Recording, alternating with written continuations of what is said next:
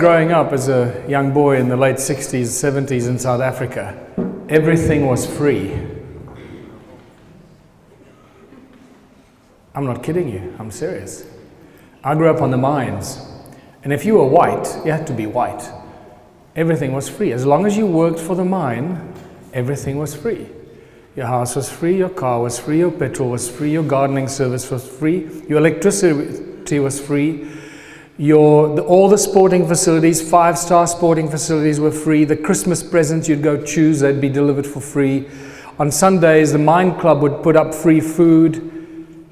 Everything was free as long as you worked for the mine. And I suppose that's where my idea of living in a community where everything is free was subconsciously planted, not realizing that that was happening.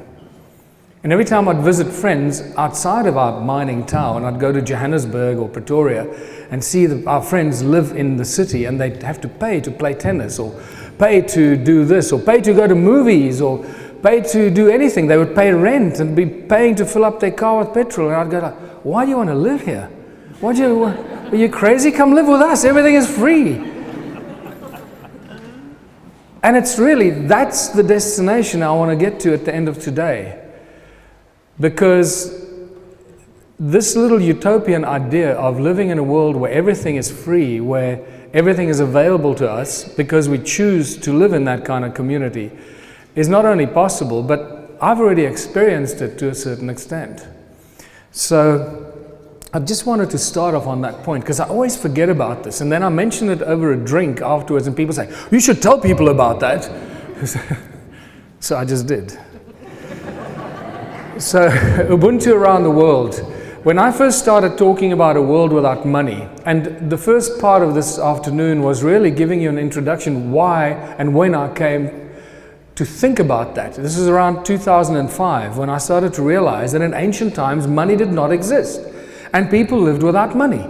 And I started to think, how is that possible? How would you buy stuff? And I started to figure out how a world without money would use. And what happened was that I started on this unbelievable, exciting journey of discovery for myself. And I know that each and every one of you, some of you have probably already done it, and if you haven't done it yet, some of you are going to enter that little journey of discovery, which is really, I can tell you, the most exciting journey of discovery that anyone can go through. Imagining a world without money. And as you start to peel away the layers of deception, the layers of control, the manipulation, that we've been forced into this world where money rules our lives, you realize the liberation and the liberty and the freedom that comes just with the thoughts alone when you go to bed at night, imagining that it's not only possible, that we now have a way of attaining and achieving it. That is the most exciting thing that I would like everyone here to leave with today.